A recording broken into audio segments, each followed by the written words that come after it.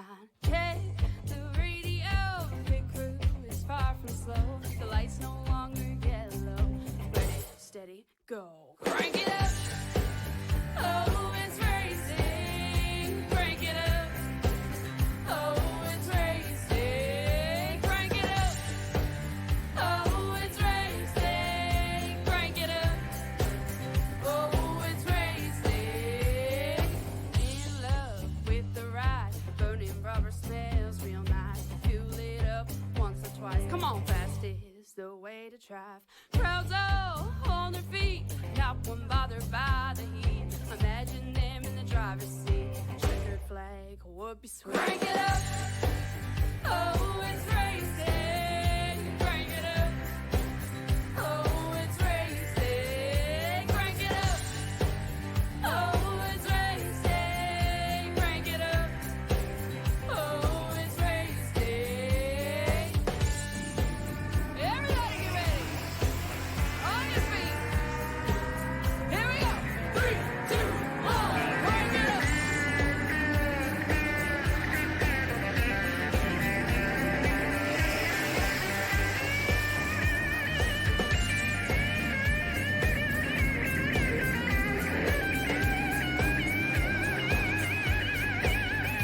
Crank it up. Oh, it's racing. Crank it up. Oh, it's racing. Crank it up. Oh, it's racing. Crank it up.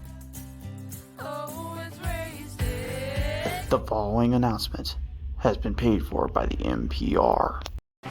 In a league known for close racing and exciting results, stand one team that is different. One team that has set the bar to average. That team is Mid-Pack Racing. When other teams win on the track, there is one team that wins in the after party. That team is NPR. So tune in Tuesdays, and watch NPR battle for their place on top of the bell curve. NPR, because 10th through 19th has a 1 in it too. NPR.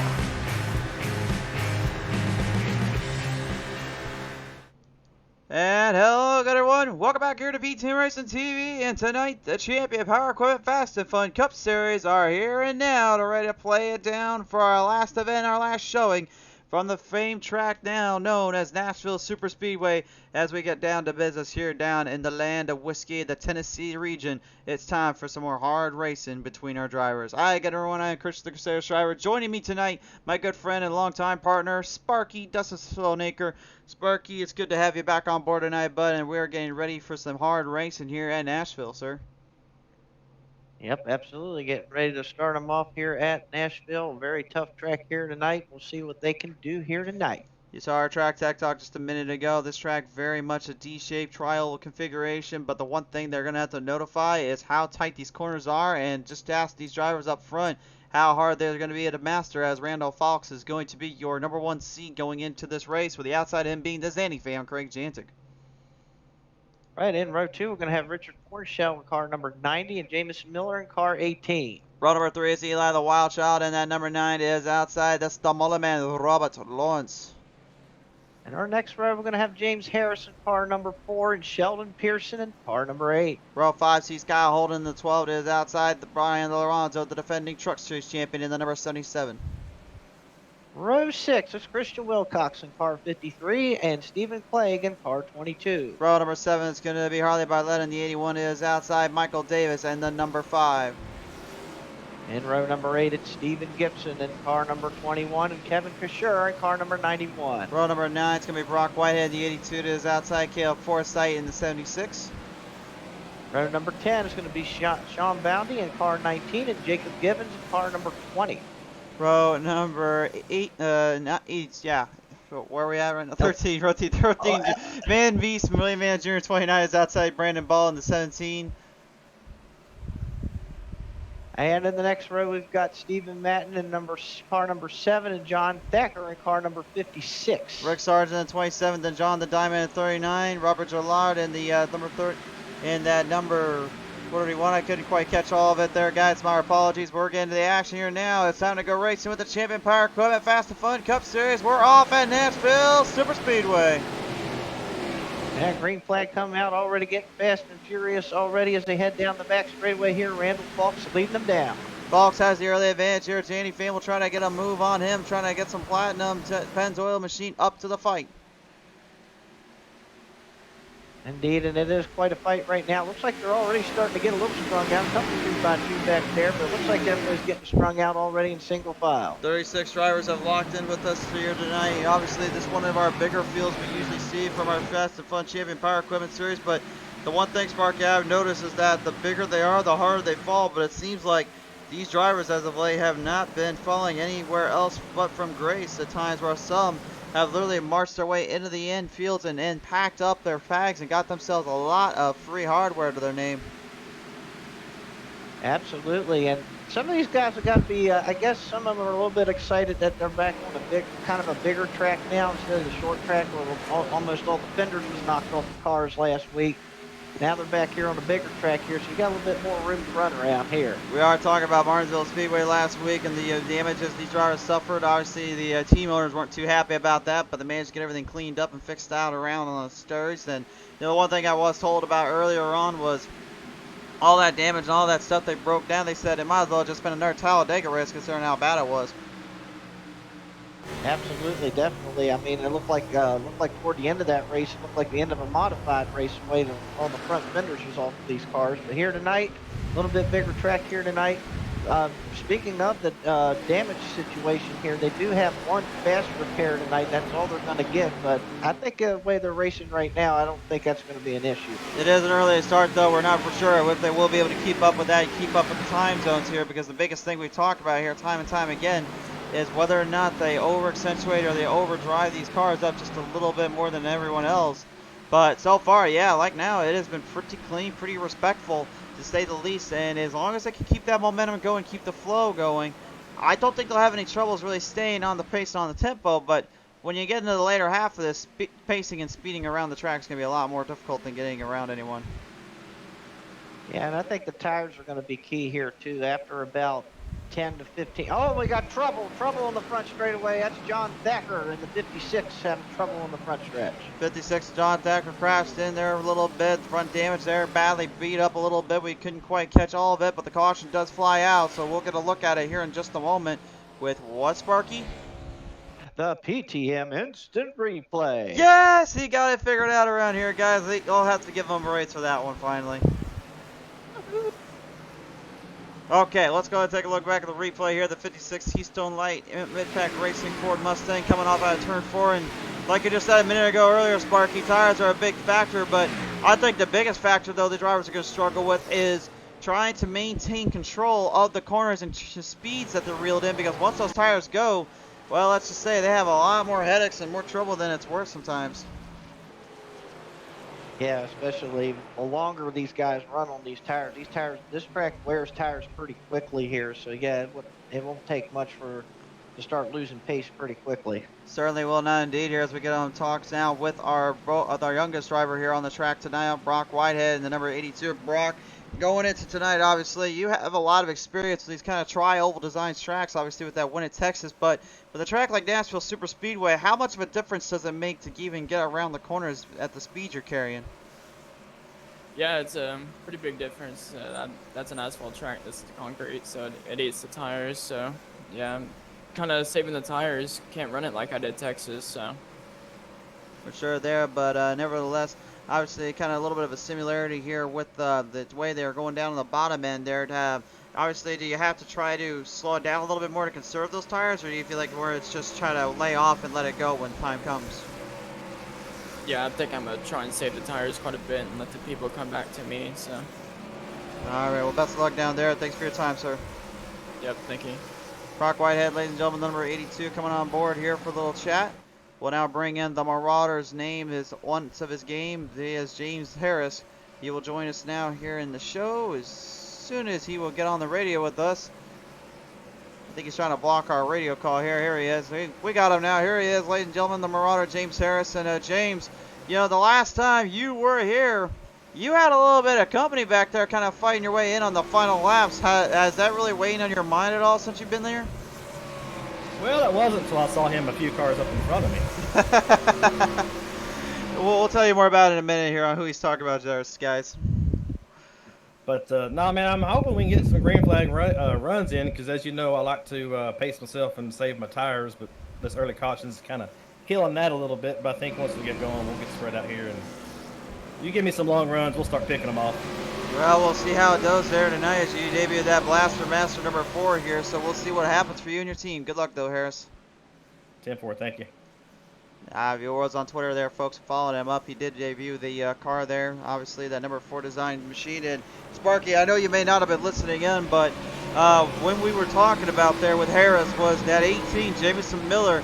Last time him and Harris were here, it was under the night skies, the night lights, and actually Miller gave old Harris a little bump and run on the back straightaway into the turn 3, which gave him the run to finally take him down in the final lap for a half, or literally by half a tire length to win.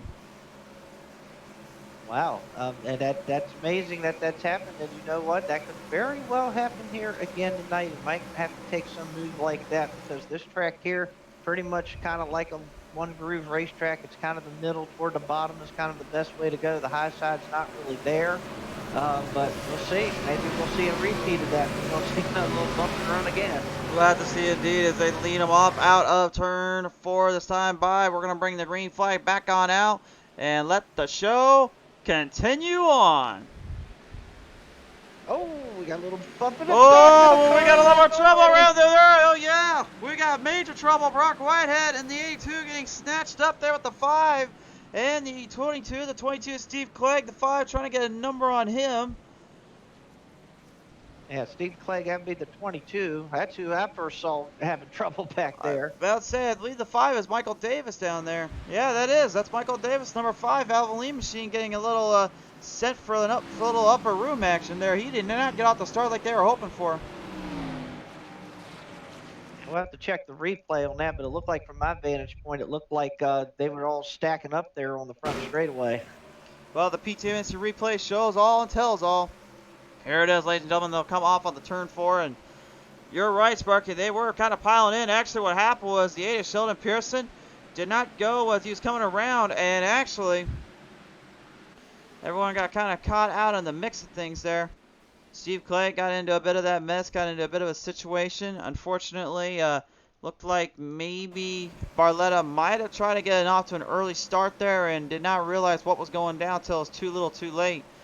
And I gotta say, there were actually 2 5s out there. There's a Michael Davis's number 5 we saw a minute ago, and there the other 5 is. There he is. So he popped right in.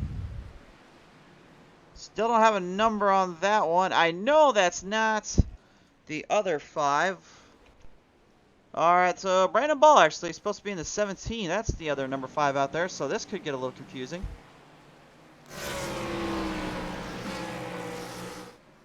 We'll have to keep an eye on that throughout the event, but right now we can't say at least the other 5, the original number 5 of Michael Davis. Currently, he is in the number 12 spot.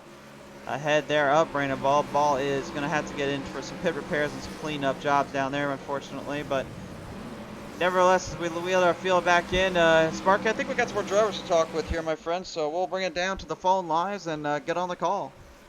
All right, let's bring somebody on through.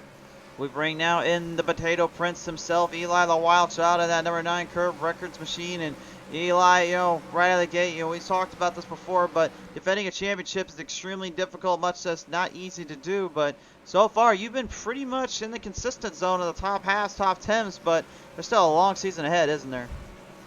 Oh, yeah.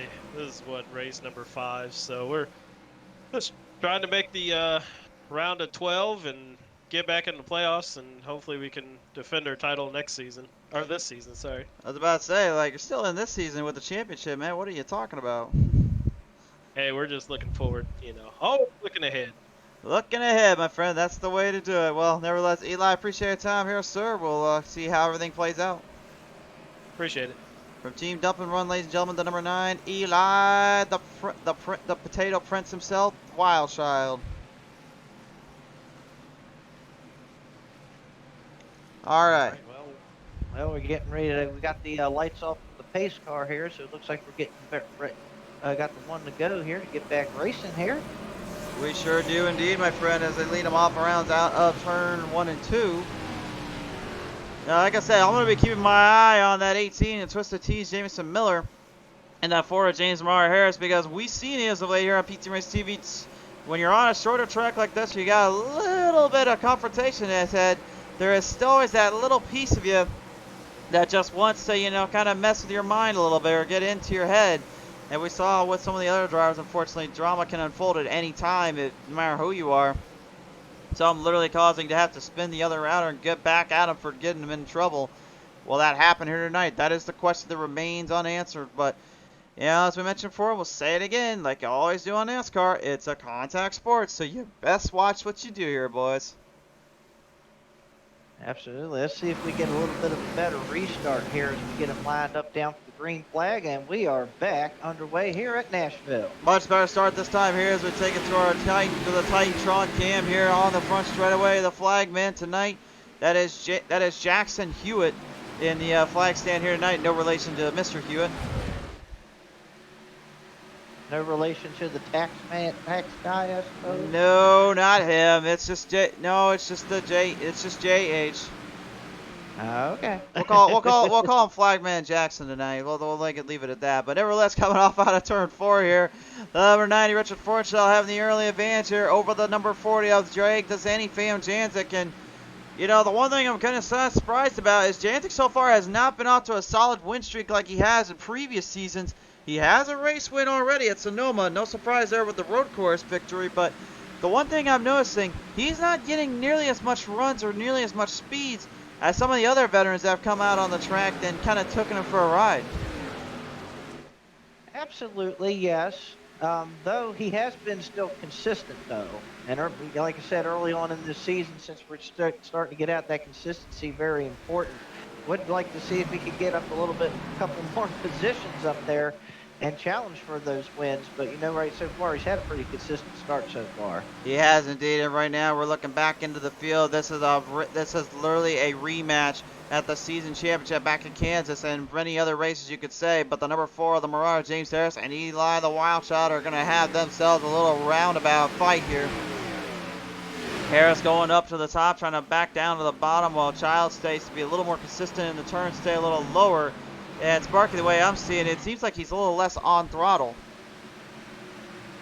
Yeah, a little bit. Early on, I believe early on when you first start out on these, it does tend to get a little bit loose off the corners at first until those tires warm up and put some laps on them. And then you can try to get back into the throttle later on once your car settles down a little bit. So it might just be try to get that rhythm started first until these tires wear down a little bit. And I think we're going to see if maybe the tires are finally starting to wear down enough here as we're looking to have maybe a possible re-encounter with the shoe on the other foot here for Jamison Miller. The 18 has got one of the Marauder, James Harris, right behind him. I tell you what, Jamison Miller needs a good run here tonight. He's had a rough couple last weeks. He had a rough race in Martinsville last week. He hasn't really finished where he'd like to be. So he would really like to come home at least with the top 5, if not a win. But, you know, try to get those points and get yourself right back in the hunt. He certainly is indeed here. And again, just a reminder, he is the defending champion of this event here tonight at Nashville Superspeedway, which, you know, again, that really kind of boils down to my question, you know, can he defend off the runs and defend off everybody else for another victory? Because right now, the way I'm seeing it, Randall Falks just seems to have something dialed in on that 98. Granted, he's supposed to be driving the 83 here tonight, but I guess since Grant Enfinger unfortunately was not able to make the call tonight, they decided to have Falker come on board and just kind of race it here. But, man, he certainly is putting up a great showing and a great battle here for him. Absolutely. He's definitely out running that clean air. He's definitely clicking off some good lap times right now. But how long can that last on these, as these cars get that run and the tires start wearing, these cars will start definitely getting tighter as the run goes on. We'll see if they'll be able to still have that handling when it gets down toward the end of the run before pit stops. I think what it all boils down to is they're basically just kind of looking towards that long, again, like you said, the long green flag run. But remember, the thing that you probably know all too well, and that's a little bit of a difference maker, is that they are not running the usual fixed setups. Of course, they're running open setups on these Cup cars, so they can design and change them up as much as they wish and as best they want. And in turn, what it does is it allows them to get more momentum and more runoff to do whatever they please, and so far it seems to be the game of the case. Absolutely, definitely with the open setups, different from the fixed setups. Fixed setups, again, you can't really change that much on the car as much as you'd like. With them open setups, you can definitely change many, many things on the car to make it handle a lot better, make your tires last longer. So many different things you can do, and it's just whoever hits the right formula here for tonight is going to be the one that gets in victory lane. Well, the right formula right now seems to be what Cale Gale and that number 83, the Blaster Master Champion Power Equipment machine is up to here, as he's got Michael Davis and the number 5 on his outside. And yes, I double checked, that is Michael Davis there in the actual 5. Still not really sure how the heck Brandon Ball has got that other 5 scheme on his car there. I don't know, maybe he thought he can try to imitate Michael Davis, or he's trying to pull a Kyle Petty over here on Dale Earnhardt Sr. there. Maybe he figured he put his number on there, maybe he would have some better luck. You never knows. Well, I mean, you can Sometimes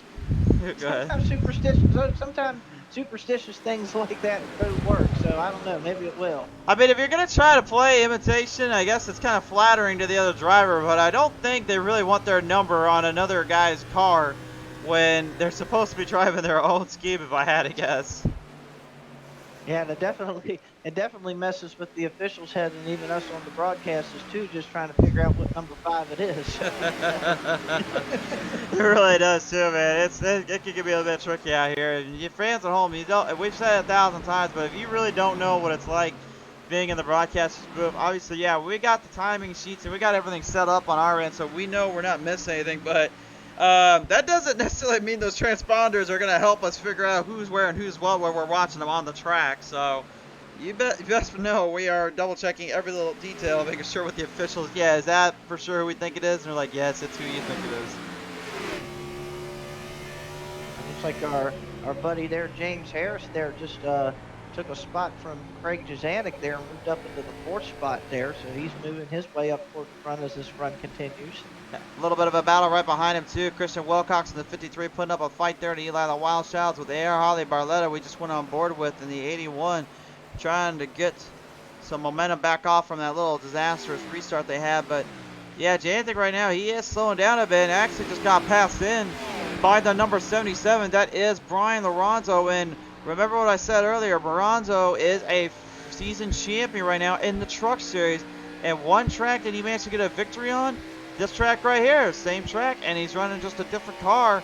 But he's putting up a fight here, and he's got some speed to his name. Yeah, he has been picking them off there a little bit. He's gained about 3 or 4 positions here in just the last couple of laps, and he's been making moves on the bottom.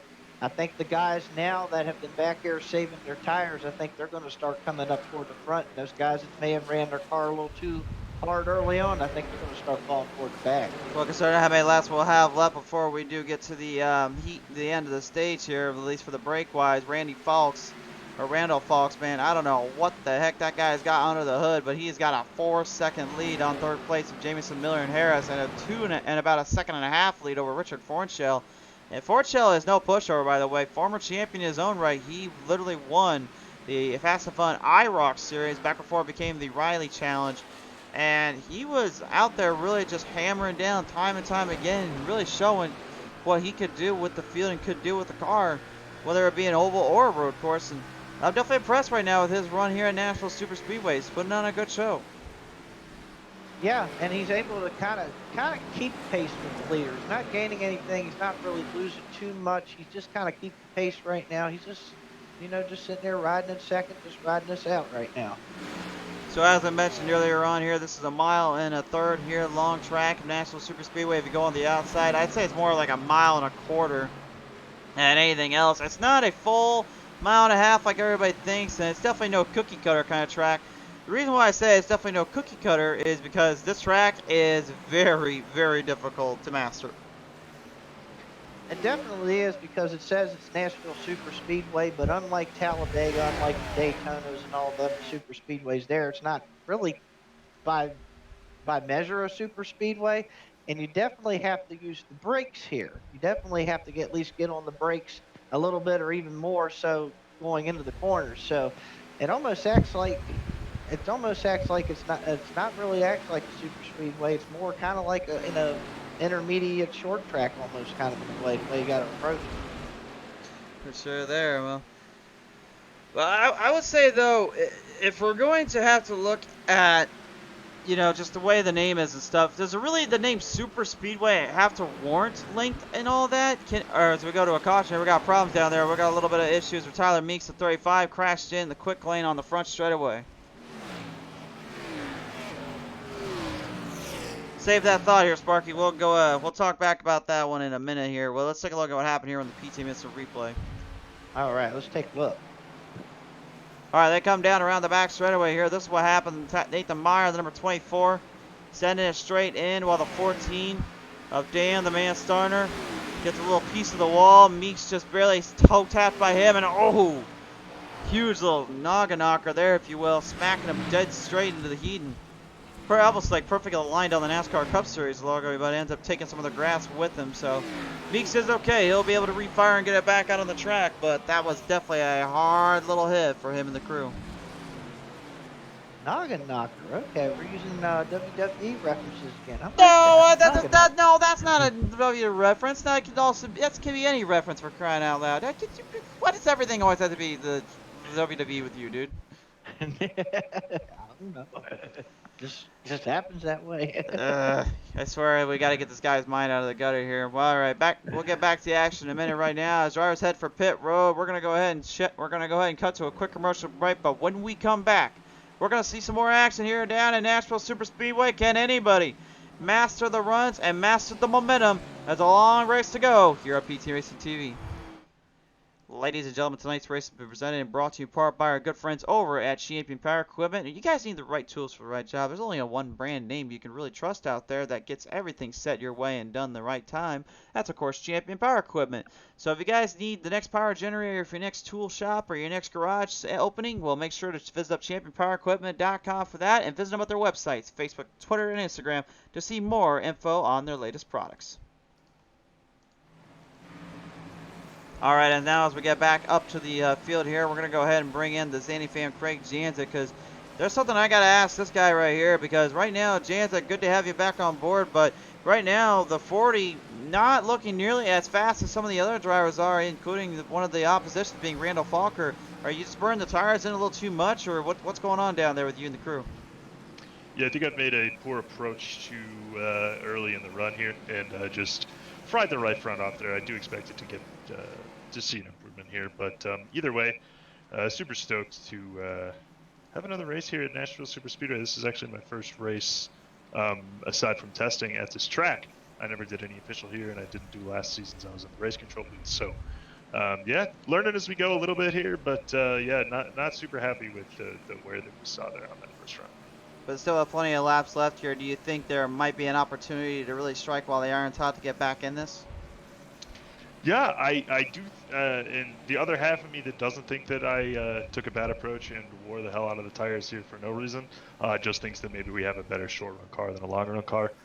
We were able to run similar lap times to Randall there for the first good bit of time, and now it's going to be a matter of learning from our mistakes. We're sure there. Well, nevertheless, Janzik, you certainly got the right idea and the right game plan. Now we'll see if you put into practice. Best of luck out here. I hope so, man. Thanks.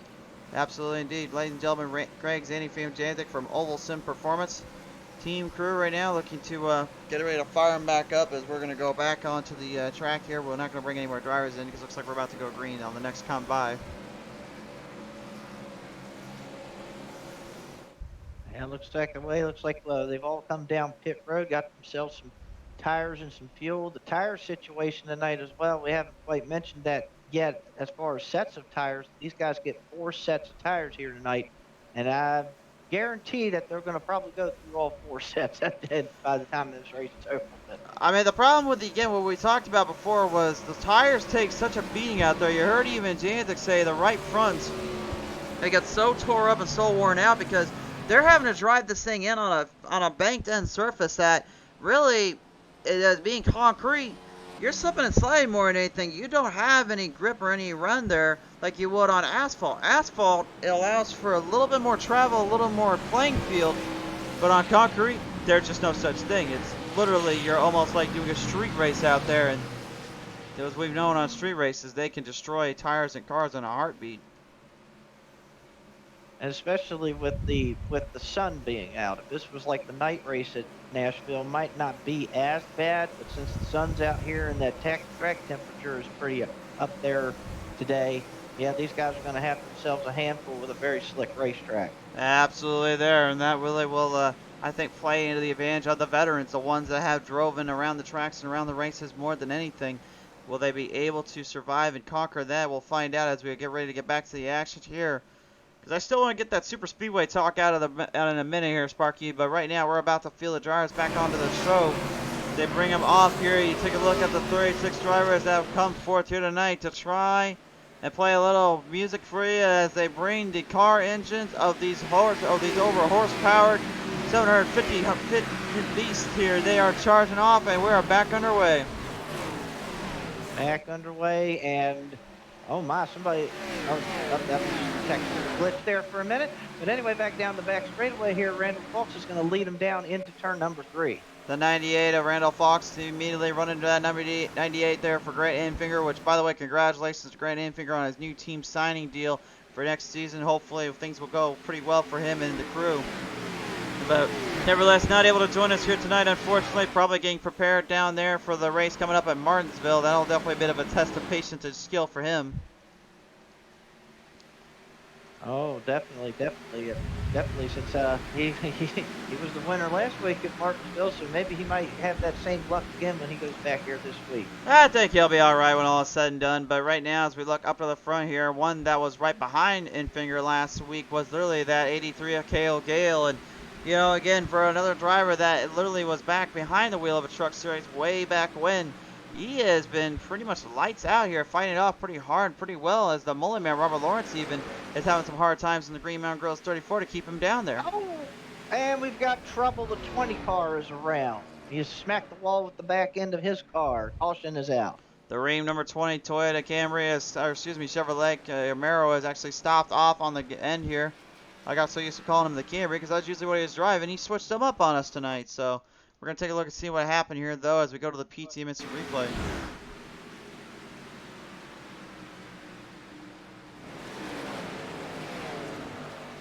So, came right around, and you can just see how tight things are in the corners and how hard they are to master. And looks like, unfortunately, Sheldon Pearson, the 8, gets a piece of the 20, and Gibbons had nowhere to go. There's not much you can do in that end.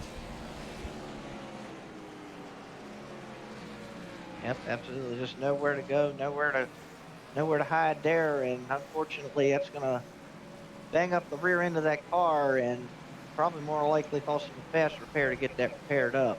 Certainly indeed here, but nevertheless, obviously with that one instant repair still in play, in this case, would you try to go for it now, or would you try to wait it out and just try to get more laps in before this gets even more crazy?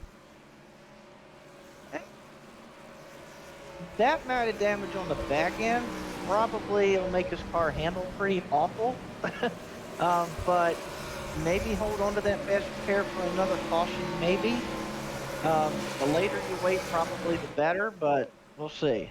We will have to see indeed, as we now are being joined in by the number 34. This is the mullet man, Robert Lawrence, in the Green Mountain Grills machine. And Robert, I used to call you the Blaster Master because you always had that scheme on here tonight, but now you've switched it out with Harris. What was the change in deal there? Someone was just overly excited about the paint scheme that they made, so they wanted to run it for one race. So we decided to swap for a race. We might do one more later in the season, but we'll see. Well, it's going to be a little bit weird not calling you the Blaster Master tonight, but you are the Gorilla Master here because you got the GMG 34 rocking and rolling here, and currently up in the upper half here of the top 10. You got some serious competition at your playing field, though. What is it going to take to get around all of them? Ooh, it's to get a handle on this car. Right now our set is just not, it seems like it's a short run set, not set up for the long run, and we're trying to figure out our adjustments to make it for a little bit longer. It's a struggle at the moment because it started falling off at the tail end of that last run, so try to adjust and try to see what we can do to keep up with these guys up front. Well, I appreciate our time here tonight, Lawrence. We'll see what Olsen Performance can do with the crew here. All right, thank you. Ladies and gentlemen, number 34, that is Robert the Mullet Man Lawrence, as he looks to try to keep up the speed and keep up the chances here. We'll get it settled back down here in just a minute. And I'm just going to kind of go back to that thing where I was going to try and talk about before we went to the cautions last time, was the difference between needing a super speedway meaning in name to length versus just how it races. Because if you remember what I was talking about there, Sparky, was when you have a track named like Slinger Super Speedway, and then you got Nashville Super Speedway, and then obviously the biggest tracks, which is Talladega Super Speedway. Is really the name Super Speedway really warrant as needing to be for link, or does it really, in my opinion, warrant more for just being kind of a track for its name value? Like, does it really make a difference, you think? I think it's kind of what we go through, like a different era. Back then, when it was called Talladega Super Speedway, or what considered was a super speedway, was basically anything longer than 2 miles, basically. Right, it was And like it was by, Daytona. yeah, and it was basically by like Daytona. Even Auto Club was even considered a super speedway at 2 miles. But over time, I guess, with the entertainment factor and how popular racing has become, now if you put that super to the name of super speedway, it kind of makes your eyes bulge out of your head a little bit, and like, oh, seems like it's going to be an exciting track. It's Superman. So I think the name does kind of get a little bit watered down after so, more or less than what the length is, than more or less of what the actual location of the speedway is. Certainly does make a valued and interesting point here, but I would say though, like I said, just the reason why I bring that up is because it seems like that name Super Speedway is not used in very many tracks, but those that it's used in, it's almost like a complete different variation of the name and its market share value. But like I said before, and I'll say it again, to me, the way Super Speedway represents, I don't really feel it's something for length and value wise. I think it's all mainly just kind of that marketing and the kind of that unique blend of trying to get people's attention. But at the same time, you got like tracks like Daytona International Speedway that doesn't have that super speedway in its name. It's just, and value wise, it's only on length. Absolutely. And speaking of super speedway, looks like we're going to get superly back to the green flag here as we're back underway here at Nashville Super Speedway. Well, while we go superly back to the green flag restart here, we're off and running here as the field gets ourselves packed in and fight back to the corners. Fighting through these first 2 turns, I swear, is probably the hardest thing these drivers are fighting with all day long, because they're having to try and make sure that they back them down at the right time. They're trying to get into a good enough situation and trying to avoid trouble. Like you see the 39 Jonathan Diamond coming into your in screen there. The 39 has crashed in the infield, opened up his own lawn care service, and is trying to get it fielded back out before he gets passed in on lap traffic. Well, kind of a scary moment there. We'll see if he can get it collected back together. The green flag, though, is going to stay out here for the moment, as it doesn't seem like it's going to cause any trouble. And we continue on. Still no cautions here right now. Out of the bubble, though, the 34, the Mullen man, Robert Lawrence, is sneaking his way down inside. 3 wide slip between him, the 81 of Harley Barletta, and the Zanny Fam Janzik. 3 wide, so they go out of turn 4. Wow, yeah, they can do 3 wide here, folks. It can happen, and wow, he just made that work beautifully there. Just a great move by Robert Lawrence in the 34. You can go 3 wide anywhere. It's just, can you hold it for a 3 wide salute? And really, this is pretty impressive. They were able to do that out of the gate. And even a little lesser-known driver, you may not know him too well on the oval stern, but this driver right now, Sean Bounty, the 19 Toyota Camry, he is something else when it comes to the road courses. And I'm kind of surprised when we watched him back at Sonoma, he wasn't necessarily in the position I thought he could really hold off and really hang in with. He kind of lost a little bit of ground time off that and really never had that much speed. But even so, he came back with a vengeance back at Martinsville last week. He got that top 10 run that he got. He kind of just snuck in there toward the end of the run, but he got himself up there, kept his nose clean. Did a good job at Martinsville last week, so he was able to back himself up and get himself back in contention here, and let's see if we can try that again here in Nashville. He's doing a good job right now keeping up with that time and keeping up that distance here as the field continues to work their way off the spots. Austin Habel in the 482 also hanging in the backfield here with Sheldon Pearson and Tyler Meeks.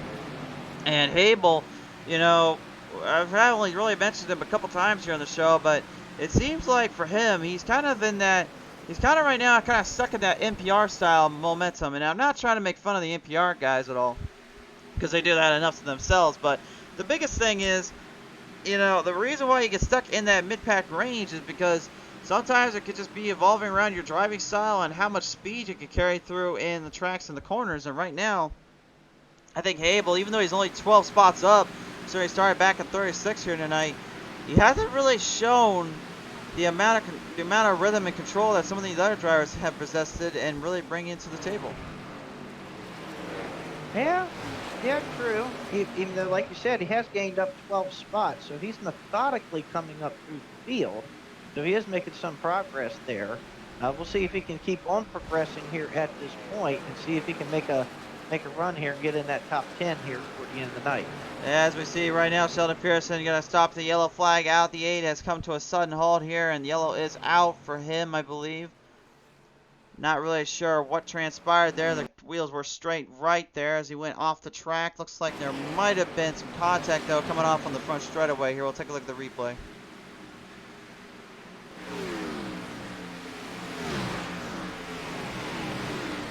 Oh, major contact is there. Yeah, he got a piece of, I believe that might have been the number 7. That'd have been Stephen Madden there. Yep, that was the 7 of Stephen Madden. Yep. Here's another look at it from the chopper cam here. This will give you guys a better idea just how close things got to each other. Came off on the front straightaway. Madden drives down a little, and Pearson goes up. And as we know all too well around here, the one thing you don't want to do is end up in that circumstance. And it looked like Pearson just jammed it straight right on the tires and broke her down. She goes. And pretty hard lick there, Pearson. Let's see if he can get that car fixed up and get it back out here. He's going to have a little bit of work to do here, obviously, because that's going to take a bit of a time or two to get fixed up. As still, for some reason tonight, the Coach Crawford Gremlins won't seem to leave me alone. Sorry for the technical difficulties screen here, guys.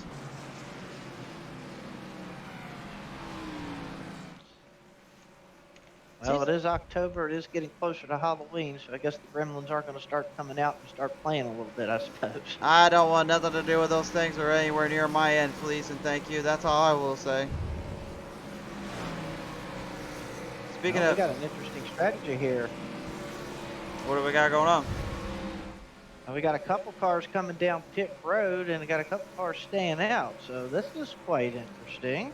Well, let's listen in on one of those drivers that did stay out from Rusty Motorsports. Give it up here for the number 12. This is Kyle Holden. And Kyle, you're up in the 8th spot right now here, and field has been kind of giving you a bit of little bit of trouble passing and going, but so far you still seem to be hanging in there. Yeah, I'm just kind of riding around for right now. See what's going to happen during each of these runs here, and just trying to save my tires. Tires matter, so hopefully we can come out on top with that strategy. For sure there, but we'll ask you this real quick. How long do you think these tires have when you're going at the full speed and pace, considering you guys are on open setups compared to a fixed?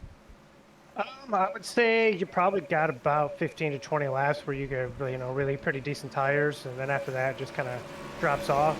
But as the car gets lighter, as your fuel runs out, the car starts to feel a little bit better, so it gets a little bit better on the long runs. But it's always has a lot of fast, quick speed for small laps. For sure there. Well, nevertheless, Holden, we do appreciate you coming on board here tonight, and thank you for your time, sir. Thank you. For Rusty Motorsports, the number 12, Kyle Holden, having a little word or two. We'll head back into the field here and also have a word in with some of our other drivers here. We'll see Tyler Meeks here in the Go Fast Motorsports crew. Let's have a listen in with him.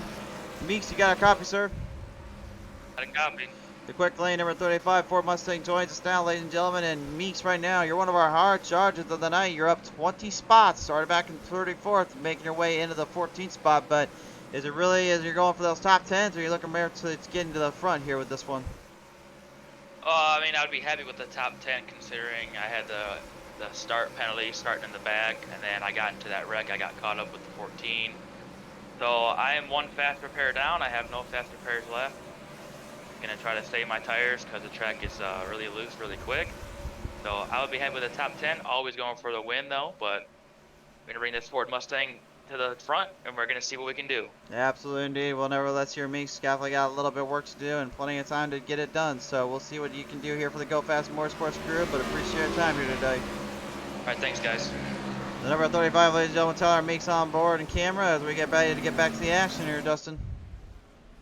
Absolutely. We're going to line them back up here. We got the pace car lights off on the pace car here. We're about ready to get back to green flag racing. And James Harris is now up in the front. Our leader, Randall Fox and Richard Bornshell, was running second. They're going to restart back in 21st and 22nd, respectively. We'll see what happens if they could get back up to the front here. I think a lot of it honestly has to do with just what they want to accomplish and how they want to proceed here from the later half of this run.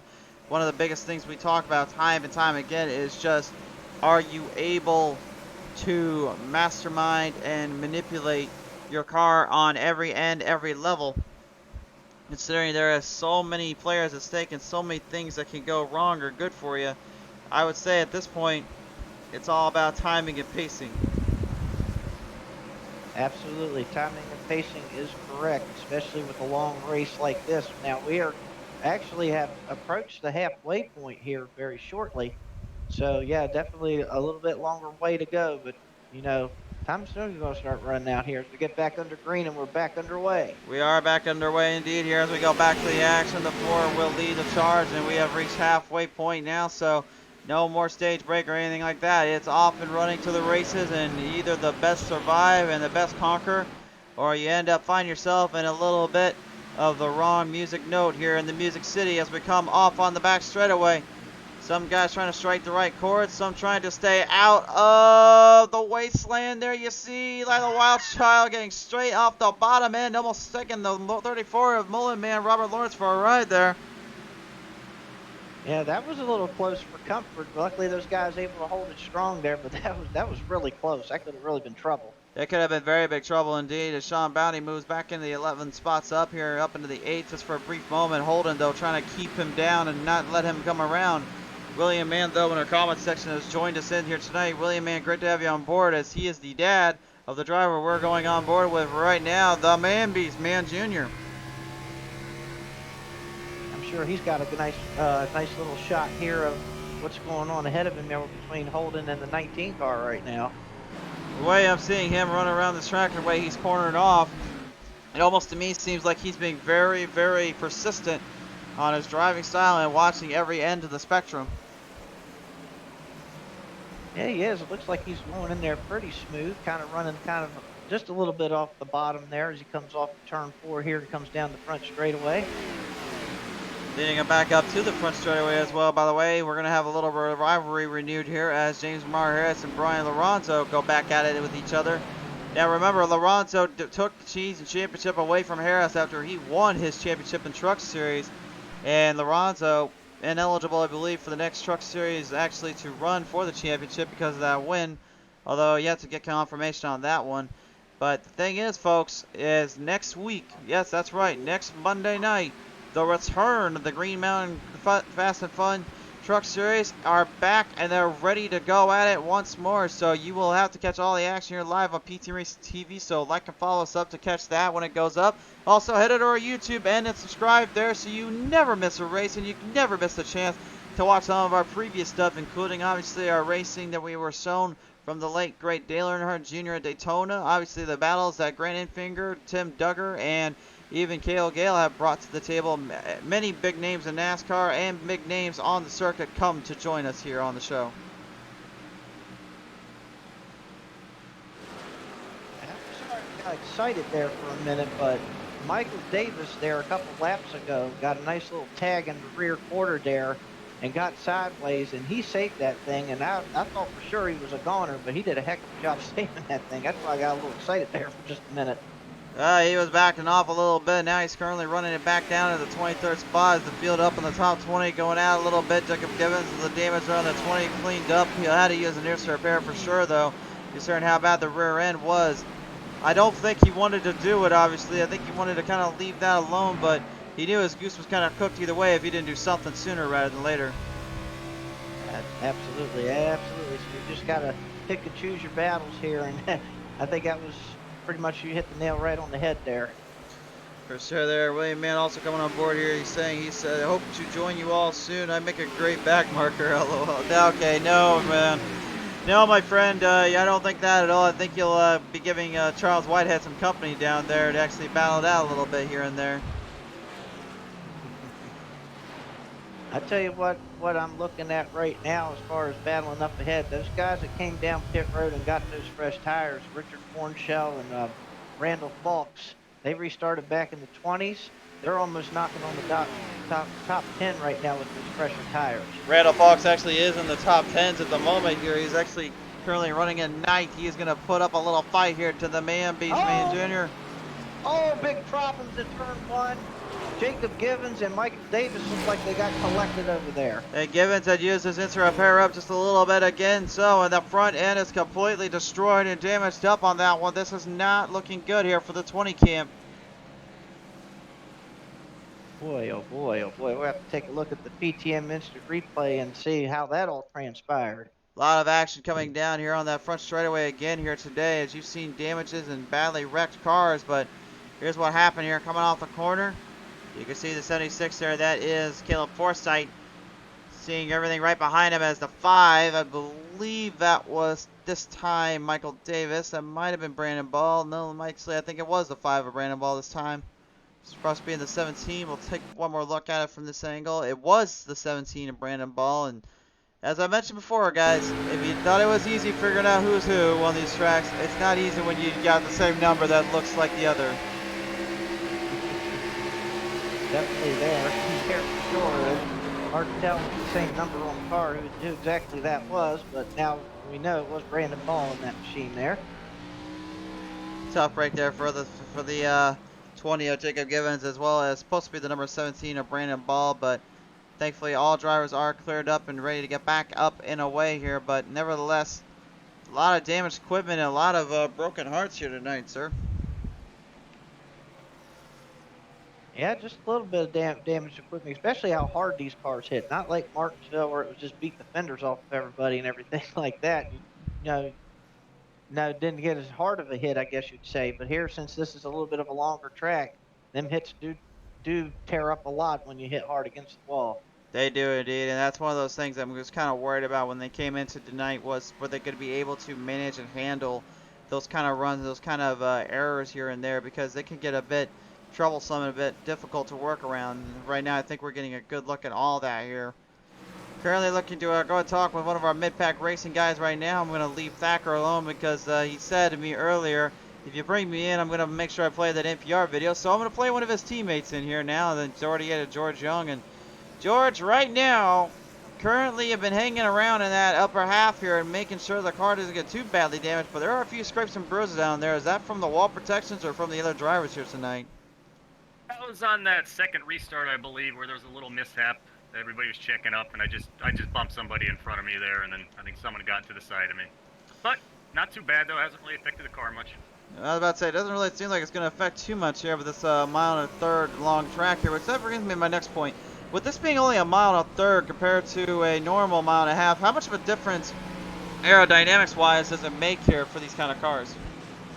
To me, this seems more like, I feel like I'm driving Charlotte more. I mean, I don't know, there's not really much of a draft, and I don't know, I don't even know how to explain it. I'm not really sure. Just kind of like a weird little vibe to it, you say?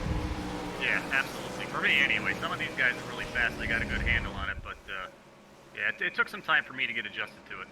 For sure there. Well, nevertheless, George, appreciate your time here tonight with the NPR family. We'll see how everything goes for you tonight. Thanks, buddy. Right now, everyone getting ready to field them back in and put them back into play here. We'll go ahead and talk down there with the Alcohol Hooligan Motorsports crew, as now Harley Barletta has entered the call here. And Harley, you had a bit of a rough start there on that second restart, but now, ever since then, it's been kind of get and go and figure everything else from there, hasn't it? Yeah, we got stuck in the middle a little bit there. We let everybody by because we just grabbed tires, and now we're sitting up here at 6th, it looks like, and we got all right tires. We only got a few laps on them, so we should be all right. Now, with a track like this, obviously, how difficult would you say it is to pass around here and really get a runoff on folks? It's pretty hard. That last update changed everything, so it's really just, you gotta, I don't even know. It's like a one-lane racetrack almost. Well, if it's a one-lane racetrack and you're on a short track, you know what that means. It's not a short track. It's a short track. It's less than a mile and a half. That's okay. I appreciate you taking your time here, Harley. We'll see what happens here, buddy. Yeah, thanks, man. We'll talk to you. Later. All right. Yeah, Sparky, I know it's not a short track. Well, I like that assessment there. You realize that you're talking to a guy that has no problem with a little bumping and bender bending, considering I come from the dirt realm, so I have no trouble with that as long as you don't literally try to destroy the other driver's car and all that. But if you push a fender in, who cares? But if you push a whole roll cage in, then you got a problem. Yep, absolutely. Totally agree. And that doesn't matter whether you're on dirt or asphalt in that matter. Yeah, it does indeed. As we get ready to get back to the action, though, Randall Falks and Cale Gale are now going to be our two front runners, and I got to believe this is the opportunity Cale's been looking for this one. Yeah, he's had to come from all the way in the back, all the way up to the front. We'll see what happens here as the green flag is back out, and we're back underway once more. Green flag charging back ahead. You see the 112 from Kevin Ward right now, currently up in the middle half here, but at the front end damage is going to slow up drivers real quick to the point where even guys like 77 of Ronzo and the 24 Nathan Meyer got to work around him 3 wide, slow coming down out of turn 2. Wow, good job by those guys. Oh, no, there they go. They're going big time. Wilcox involved. That's 53 as well. That was, I think that was the 53 of Wilcox. The 12, that was Kyle Holden that got in next in there, and that's going to involve the caution flag to pop back out again. Oh, man, oh, man, oh, man. That was just a thing where everybody was just trying to avoid the slower car there, and it just so much speed, and it just wasn't enough time to get out of the way there.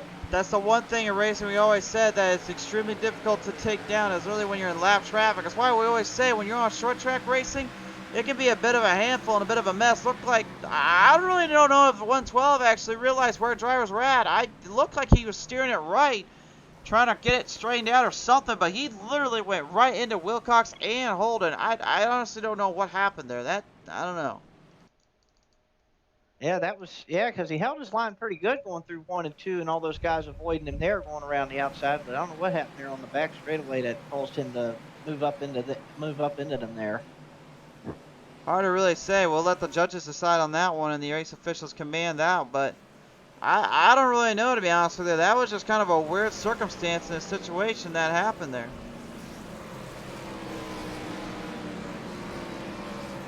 Definitely a weird situation indeed there, and that's going to bring our caution out again. And right now we're getting down to about 40 laps to go in this race. We just approached lap number 70, so we'll have to see how the strategy plays out here from here on. Hard to really say, because now you're kind of putting yourself into a bit of a pickle here, because you got literally multiple areas and multiple runs, and drivers still trying to make moves around here, like that 77 of Oceanside Cabinets, Brian Laronzo, who now joins us in. Now, Brian, you just had to avoid a little bit of mayhem back there, but the teammates weren't so lucky. What's going on with you and the crew there? Yeah, man, we got a great strategy going now. We just need some green flag races, man, but they keep wrecking. I had to avoid the 112, as you saw. He's like down 50% on power. I had to swerve up to avoid him, and we caused a big checkup behind us. Big wreck. Man, it's been crazy out here. It has indeed, but obviously, as we mentioned before here a few times on the show, you are the defending Truck Series champion. And with Mondays rolling around very soon, how much pressure and excitement do you have going in for that come next week? Yeah, coming into the season, I've had a lot of pressure on me to, like, at least do well, especially because the first tracks were, like, tracks that you would not expect a rookie to do well at. Martinsville, Sonoma, and USA, and, you know, it's been pretty good. I've been finishing the top 15 every race, and I feel like I got the best long run car right now. For sure there. Well, nevertheless, Brian, you got a lot of work to do here and still plenty of time to get at it. So best wishes and luck to you, sir, with 3 Wide Motorsports. Thank you.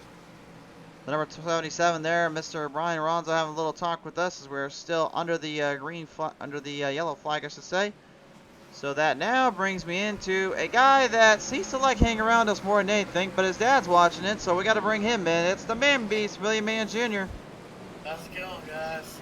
Well, pretty good, man.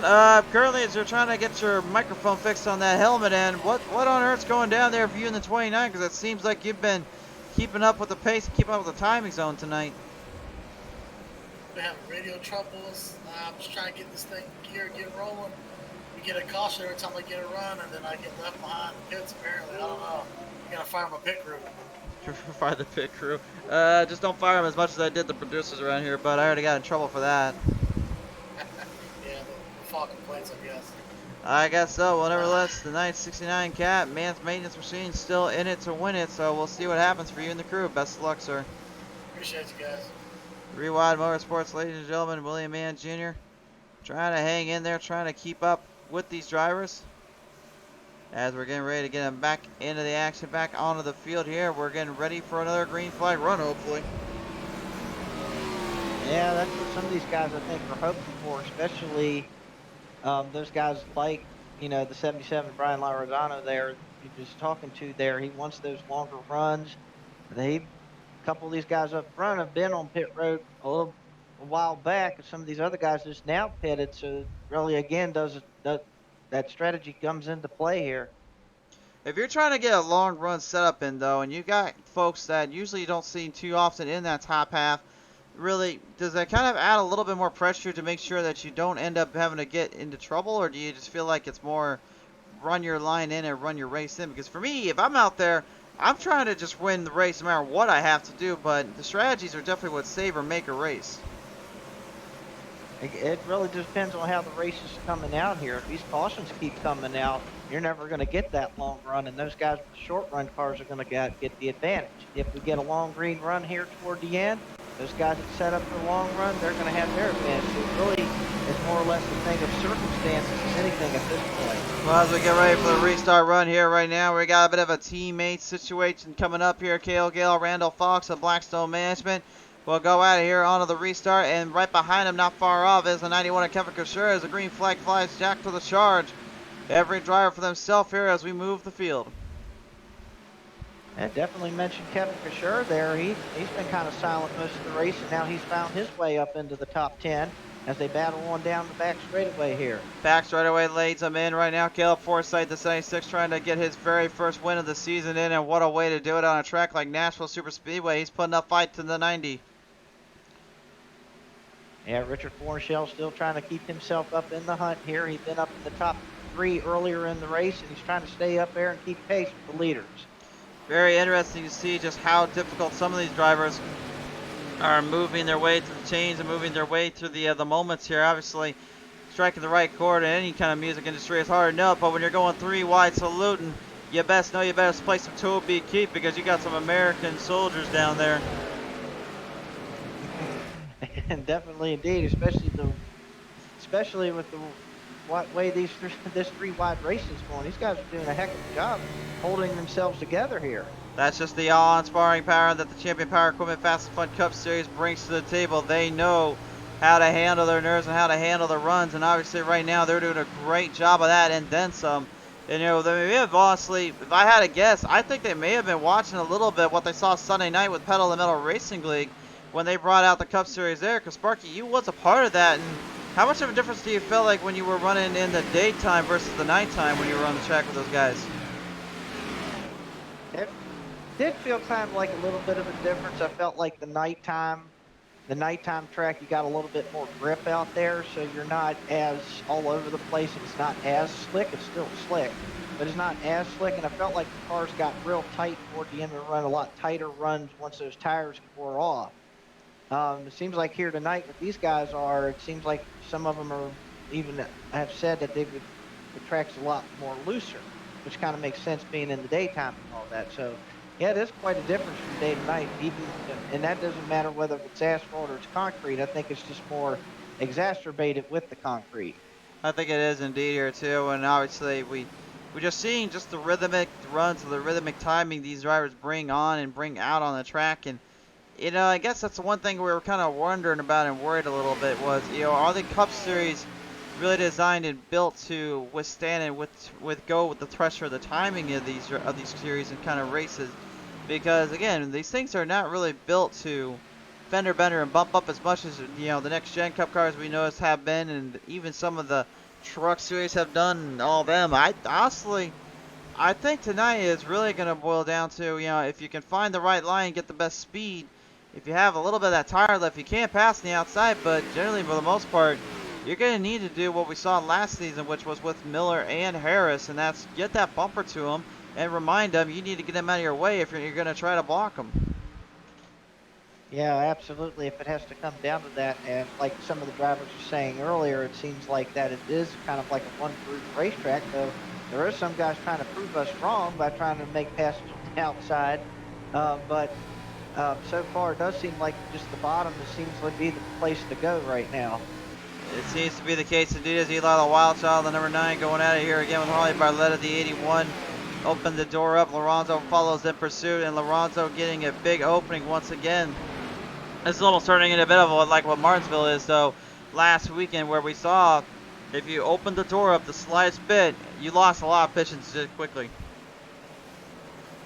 Yeah, it's kind of like what NASCAR veteran Kenny Schrader used to say, is if you could fit a little bit in there, if you could fit a nose in there, maybe the whole thing will fit too. Well, that certainly seems to be the case here, and it seems to be what they are all looking into. I mean, right now, again, we said it before, we'll say it again. You obviously don't want to try and damage up equipment too much, and you don't want to try to get yourself into a bit of a mess, but at the same time, I don't think you have any problems, just kind of playing around, just seeing what happens here between every driver and everyone else in between. And at the moment, Randall Fox currently still dealing with Cale Gale right behind him. Gale is still making the charge and making the run for everything he can to get up ahead of him. But this is really turning into a rehash of last week, where we saw Infinger in that 98, and then we saw Gale in that 83 just completely fight it in there with his teammate. Yep, absolutely. It's like deja vu, even though, again, a different driver in that 98 this week, but still kind of almost the same result, as these two are basically dogging each other up here in first and second. But I wouldn't count them other guys out. Richard Bourne not out of it yet, neither is James Harris there in the 4. Maybe saving up a little bit of time for later on here as we go back into our Blackstone Management teammates here in the 91, Kevin Kersher in the top 10. So really that makes 3 of the 5 drivers involved, or 4 drivers I should say, excuse me, involved with that team up in the top 10, and that's really been kind of the whole way the season's been for them, which, as you look at just kind of the overall momentum and the overall charge that brings to the table, it really just kind of shows maybe a bit of a difference in change in scenery that could be presented here on the Fast and Fun series. Absolutely, especially as how much competitive this series has become. Just this season alone, how hard it is just to get into the top 10, even fight for a top 5. You got to almost fight for every position out here. So definitely agree with your assessment on that. And as you heard earlier too, they said they did a little bit of an update around here, and I think that may have been a contributing factor, just how kind of much cleaner and much more organized things have been when they get that long green flag run in. But that doesn't necessarily mean they're out of the woods yet. They still have to fight each other off, and they have to fight every driver on the track. But I'd say probably the biggest advantage point is they at least know what's at stake and what's going on. As right now, currently, my eyes are still deceiving me and give a bit of a headache, because I'm still seeing 2 5 cars on the track here, one being a Valvoline and the other being with a gold little banner and plate there on the back. At least we know who's who. Brandon Ball has the gold plate, and Davis is the one on the inside of him, which is all black. Yep, I guess the battle of the 5s continues at this point. I would say Chantel Pottle and Mr. Kyle Larson would be very proud of this one. That's all they really want to see is the battle of 5s. Might as well throw in Terry LaBonte while you're in there. Oh, yeah, absolutely. I mean, the kind of surprising thing, though, is, and I'm kind of glad as well, at least sacrilegiously wise, at least I don't see a number 3 out there. That is one thing I still am a little bit kind of on the ends about it when I see that car out there. I know it's not, supposed to be sacrilegious, but to me, it's like, whenever I see it, it's like there's only one name that comes with the mind of that car. Whereas the 5, you could have multiple there. Like, even Kyle Busch I'd throw in. As much as I'm not a fan of him, I will say I will give him full credit where credit's due. When he drove the 5 there for Hendrick, he could dominate. He could fight it out with the best of them. Yeah, that 5 car's been pretty much synonymous with a lot of guys that, have put that car in victory lane. Of course, that number being the number that Jeff Bodine drove for Hendrick's first ever win. So that number very synonymous with finding victory lane. Absolutely, and even while we're at it, just one last driver to mention, of course, the late, great Mark Martin. Is still, if we ever get the chance, would love to be able to meet him or at least talk to him about race, because if there's ever a driver I have kind of learned from my history and past that I have truly come to respect and love, it is definitely Mark Martin. Absolutely. Again, probably, and I'll even say this out, probably one of the greatest drivers to never win the Winston Cup, or the Cup championship there. He honestly, in my opinion, should have done it if it weren't for one little scenario, and honestly, it's all because of just something as silly and I'm gonna say on television, pretty dumb of NASCAR to even call him out on. Which that was the day that was the championship Earnhardt had won. Now again, good for Earnhardt to get that seventh championship, but let's all be honest here. Mark Martin should have had at least a sniff and a whip to get that championship as well. He just got kind of outspoken and outdone because of one little error on the tech end from the NASCAR officials. Yeah, pretty much a shame there that something technical like that ended up being just enough points to, take somebody out of it like that. Was very unfortunate, and yeah, I kind of agree. Well, again, though, Mark, if you ever listen in on these broadcasts, these podcasts, whatever we get done here, hit us up, please. We would love to talk with you and maybe work with you a little bit, bud. But that's beyond the point. We're getting back to the action here with the GM Power Equipment Cup Series, and right now, Nathan Meyer, pretty much one of the ultimate hard chargers tonight, if you don't include Cale Gale, from literally 32 spots up from, 32, excuse me. He's up 30 spots here in second place. Meyer has been pretty much the overall pinnacle of consistency. He's also been in the half here with 33 tonight. But the only downside for him is he's having to go against the guy that pretty much won in the Truck Series here.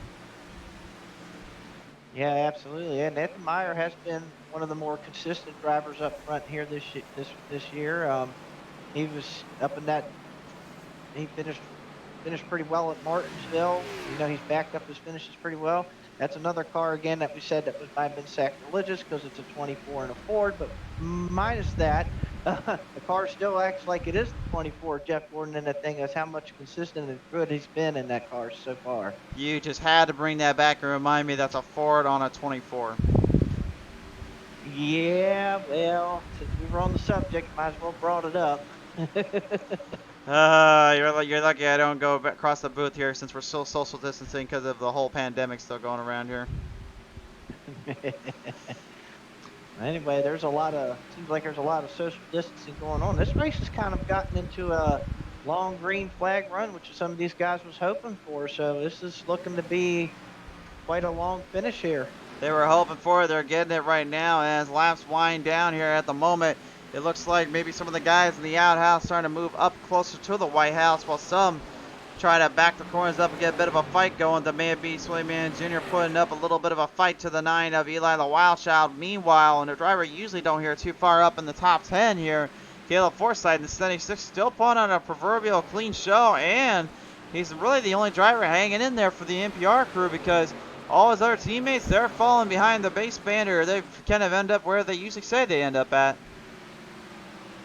Yeah, I think the NPR guys need to get with their buddy Caleb here after the race and ask him what he did differently to make himself run that good tonight, because he is having a whale of a run tonight. That's a good job for that 76 team. To me, it seems like he's been more just kind of under control, more consistent on his proverbial runs and making sure he stays down on the middle end of the bottom end, and that seems to be a strategy, and is really, I think that's been extremely smart, because if you think about it, you're not burning nearly as much tire up going up into the middle end. You can still keep your speeds up, but the downside is you do lose a lot of timing on that if you don't go back to the bottom soon enough, because now even the 9 of Eli the Wild Child is showing you that, because that's the shortest way to get around this track and the fastest way, if I may add.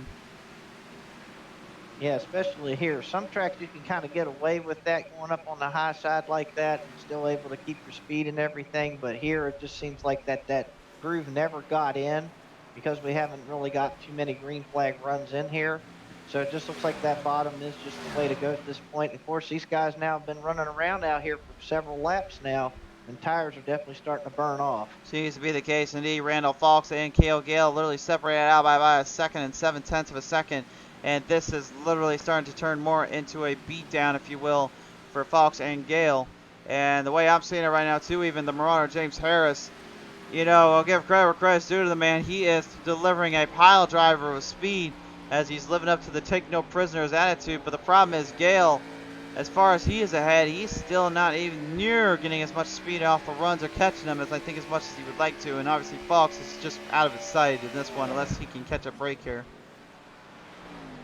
Yeah, based on lap times, they're all pretty much running about the same. Harris is a little bit quicker here, and he's on a little bit fresher tires, as well as Brian Lorenzo there in the 77, who he said he had a long run car, and he's proven it now. He's up in here in the top 5 as well. Talking up in the top 5 here, and once again, those Blackstone Management boys are just absolutely tearing up the team points and team performances. Literally, Kershaw 8th, second Gale, first being Randall Fawkes, and behind him, the Mullet Man Robert Lawrence in the Green Mountain Grills 34 Ford Mustang is actually staying in as one of the last surviving members of the, of course, prominent Oval Sim Performance crew. You got guys like Brock Whitehead, Greg Sandfam, Janzik, and Nathan Meyer in that pack, and that names the list alone could make for any kind of racing. Oh, absolutely, definitely, and definitely a good bunch of good guys back in there battling out for every spot they can. Is just realize this, we're under 10 laps to go. This race is now starting to fly by. 10 laps to go. Janzik right now dealing with the 91 on Kevin Kushur's last minute late rally here. Kushur is showing you he has no pushover and he can get the job done when necessary. And Janzik, this is certainly not the track that I think he was expecting this to do so much damage to him, but he is learning the hard way right here and now on PTM Racing TV. Kushur has managed to wheel and deal his way up to the front as we had a little bit of a 5-car battle here in the other half of this one. Yeah, I was just about to mention that the Mullet Man is under attack by Jamison Miller, William Mann Jr., Wild Child's in there as well, and Michael Davis has brought the Valvoline number 5 up into the mix.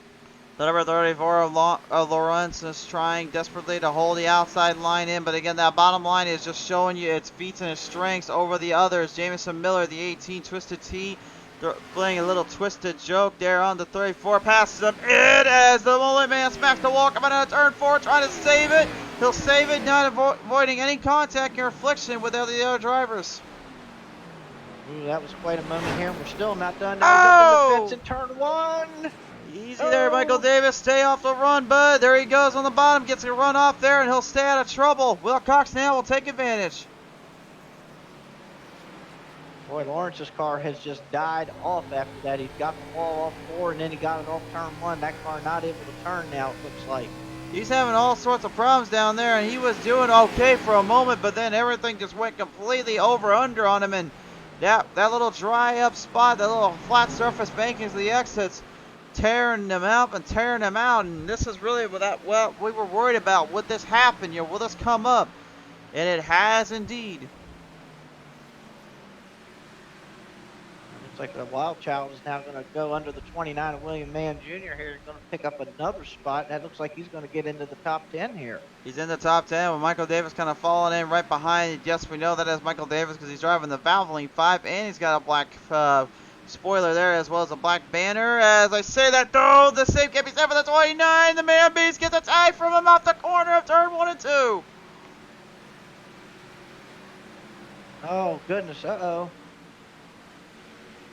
Every driver themselves at this point, it's really all about survival and tactics being put to good use. Nathan Meyer even putting it up on Richard Fornshell. Fornshell getting put back into the top 5 half, lower down into the 6th as we are with 5 to go. And Fawkes and Gale just pretty much at this point hoping and praying they don't hear nothing about literally some caution about to come out because these guys are wanting to catch them or get the last minute laps and positions in. Yeah, they're telling Flagman Jackson up there, keep that yellow rag in the box. Don't bring that thing out. They don't want to see it. They want to see this thing go the whole way green right now. Jackson Hewitt literally just literally just watching it with a close eye. He's got binoculars on and everything. He is not forgetting nothing here. He's trying to make sure this one stays out of trouble and stays out of the problem zone. Kevin Kershaw now has even made a move off on Fornshell. This could be a top 5 run for Kershaw. He's coming up fast. Coming up fast indeed as the laps are winding down. It's time to go now. It's not time to sit around and wait. It's time to put the floor to the board at this point. Charles Whitehead, the 51 Twix machine, going to be out of the way and out of the zone. Meyer is in trouble, though. Laps are starting to click off as we see it here with 3 to go. This is literally what Kersher is doing to that 24 right now. The run-in momentum is definitely on the 91 side, but does he have enough time left in the tires and on the track to get it to dial in as we are coming up on only 2 to go. Green flag high in the air. Jackson Hewitt will lead him off with letting Randall Fox know, hey man, get 2 more good laps in, you'll win this race. Yep, all now it is, now at this point, is just hitting your marks at this point for these last 2 laps. Cale Gale is within striking distance, as well as James Harris.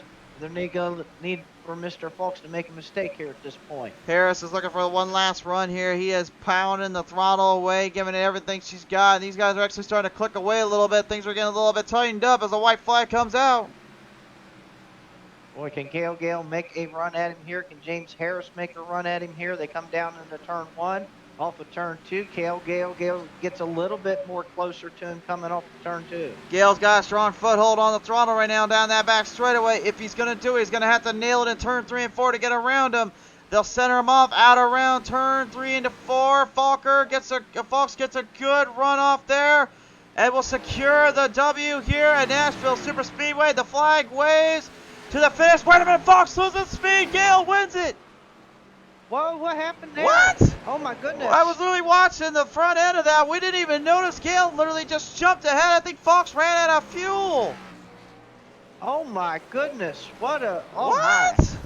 The 98 of Randall Fox loses this one out to fuel, and Cale Gale literally with the sneaker of them all just snookers his way to a win in Nashville. But how on earth? Wow. Wow. Well, yeah. Wow, what an unexpected turn of events there right at the end. The 98 just all of a sudden just slowed down coming to the checkered flag, and Cale Gale is going to get one here tonight. Wow. We're going to the replay real quick, make sure we're not going crazy. Let's take a look from our chopper cam here. I think Fox literally ran out of fuel entering in turn 3 and 4. Because once he backed off, watch this. Watch Gale literally come right up on the 98 of Fox. Fox has a run.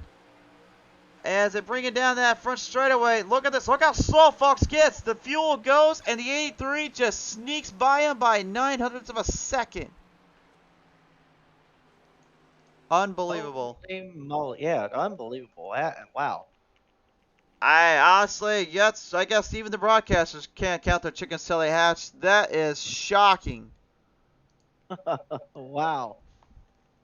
I've seen some crazy finishes, and that one, wow, I did not expect that at all. No, not even close. Like, who was expecting that out of anything? We knew Gale was catching up, but I was not expecting that at all, much less anything close to it. I know you weren't either, Sparky, but let's take a look at the finished results here tonight. Well, it's pretty much to the line by a 1/10 of a second. If you're Randall Fox comes up second, Cale Gale will win another one here, and really maybe the biggest one so far for his team and the career of his name here, as James Murray Harris will come up third. Fourth goes to Brian Oronzo. Fifth to Nathan Meyer. Sixth to Kevin Kersher. Seventh to Richard Fornshell. Eighth to Craig Zanzik. Ninth going to Jameson Miller. And 10th to Christian Wilcox, rounding out the top 10. And Dustin, I'm going to be very honest with you. I don't know what Randall Fox is thinking right now or what he's going to talk to us about, but that is definitely worth the question on what exactly transpired in that front stretch, because that was very, very unexpected, and no one in their right mind was even going to say this was going to happen like that. Well, I tell you what, that car didn't have any damage, and that car ain't bent, but that steering wheel might be bent after that. Wow, what a way to unfortunately lose that one. If so, well, we definitely have to talk to him and see what happened to him there at the end. Well, before we can do that here, we gotta go ahead and talk real quick with the Marauder James Harris now from 3Y Motorsports. Ladies and gentlemen, please welcome His Majesty the Marauder himself and his take no prisoners attitude. And Marauder, what a wild finish coming to the line there. Fox and Gale, literally one running out of fuel, one getting ahead of the other, but you had a lot of speed carrying through to him, and it was coming up fast to it. Yeah, I think we had the right pit strategy there, and we had, I believe, 13 lap pressure tires, although there was some cautions in there. And I finally got my long green flag run. But, yeah, we were catching those two guys down, and I caught Cale, and I think he turned it up just enough to stay in front of me, and then we were both catching the leader there. And I didn't quite have enough. I think I had 10 more laps. I probably could have got him, but man, I'll take it. I got beat by 2 pros, so podium finish, man. We'll take this blaster car and move on.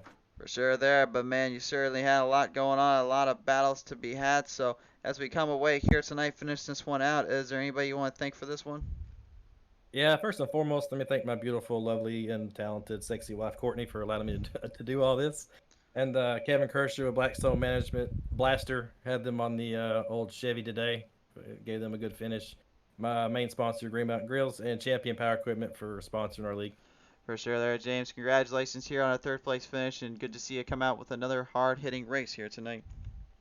10-4, thank you, man. Ladies and gentlemen, the Murata James Harris in the number 4, walking away with a strong finish for his 3Y Motorsports crew. But right now we're about to bring in the second place finisher here, Randall Falks, and this is going to be interesting to see from the Blackstone Management Racing team how everything went. But Randall, as he tuned in with us here tonight, congratulations on a second place finish, and what a bit of a wild scenario coming to the front straightaway. Did the car just run out of fuel, or what happened there?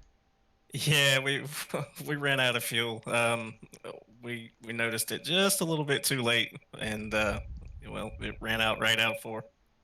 Yeah, I was about to say, me and my co-host here, Dustin, we were watching it. We were thinking Randall's going to pretty much get this one covered out of turn 4. It looked like everything was set. You had this one, and then all of a sudden, we go to the other camera angle. We weren't even watching or paying attention to Gale. He just kind of just snuck right by, and we're like, wait, what? How did that happen? So. Yeah, I noticed it just a little bit too late. I don't. It sucks, but at least Kale got it, and it was an awesome race, and just glad to be a part of it. For sure, there was a great battle at the end here, and you still showed up some pretty talented drivers here. So, Randall, as you're coming away second place here tonight in Nashville, is there anybody you want to thank for this one? Yeah, I got to thank Kevin for the opportunity, invite me over, and, all the partners, Champion, all those guys, Reaper, Speed Labs, they had a phenomenal setup. Like, it was hands down class of the field, it seemed, and just everybody put this on. It was a really fun race, and I hope I can come back and do it again. Absolutely. Well, nevertheless, Randall, appreciate you coming on board here tonight. Congratulations on that second place finish for you and the Blackstone Management team. Appreciate it, guys. Ladies and gentlemen, that was Randall Falks in the Blackstone Management Racing team. As we now are going to go and talk with Mr. Cale Gale himself, and this is going to be probably the biggest one for him this season so far in the race win-wise, as he joins us in now. Cale coming out of the car here in victory lane, and Cale, what a wild end of this one, man. Falks loses the gas, and you just sneak right by him and steal it. Oh man, the truth be told, I owe everything to Randall and Kevin this week. They put in the work. I've been moving, and I really want to give a shout out to my buddy Zach Edwards for letting me come use his rig tonight. And when Randall said that we were going to be we were really close on fuel, he felt like we were going to be good. And then about halfway through that run, he says, "Oh, we're pushing it." And somehow, some way, I had just a little bit more gas than what he had the rest of that run, and I'm not sure if it was really what caused that. But man, I hated to win that one over Randall because he dominated the race. And who would have thought that race would have come down to fuel mileage there at the end? Yeah, sometimes it's just how the cars play into the right hands, or as we say around here, struck a few chords in the right notes, and some not so well in the other of the song. But you are the one that's going to ride out in the sunset here at the Music City. So I got to ask you, my friend, as you're winning here in Nashville Superspeedway, is there anybody you want to thank here tonight with this crew? Yeah, thank you guys for putting on the broadcast. I want to thank everyone at BSM Racing. And we will see you guys next Tuesday night. Absolutely. Well, nevertheless, great to see you back here, Cale. We will certainly see you next week, and hopefully we'll see you back in Victory Lane soon enough, sir. Thank you, guys. Y'all have a good night. You too, sir. Ladies and gentlemen, from BSM Racing, Cale Gale, your race winner in the number 83, and Sparky, as we sign off here tonight, a big shout out and a thank you to our friends at Champion Power Equipment. You guys need the right tools for the right job. There's only one brand name you trust, Champion Power Equipment. Be sure to visit them at their website, championpowerequipment.com, and be sure to look out for all their latest information in line and booth. It has been a wild one here tonight, Sparky, but we're calling it quits here at Nashville Superspeedway. Final thoughts as we sign off? Congratulations to Kale Gale on the win tonight. Kind of feel down for Randall Fox. He did dominate this whole race. He was the car out front, but when it came down to the end, unfortunately, just didn't have enough gas to get her off of turn 4 there. But many drivers have been in that situation before. It's happened to the best of us, where stuff like that happens, and that's just the way racing goes sometimes. It certainly is, and certainly does indeed here. But one thing we always say here on the motorsports world, and even on PTM Racing TV, expect the unexpected. You never know what will come. As we sign off here tonight, race fans, we want to give you a big thank you for coming on board and tuning in with us. Thank you again to Champion Power Equipment and the Fast and Fun Cup Series guys for coming on out, and all the NASCAR drivers, old and new and former to the future. Thank you for tuning in with us here as well as everyone that comes on to every show. If you like and follow us up here, we continue the streams, we continue the surprises, and there's plenty more to see on our YouTube end. Subscribe there. Next Wednesday, we have exclusive content going there. More on that info later. I will tell you about it. But for now, we are signing off for the night. So as we say goodbye to Nashville Superspeedway, have a good time, have a few Jack Daniels, and celebrate at the Speedway the next time we see you right here on PT Racing TV.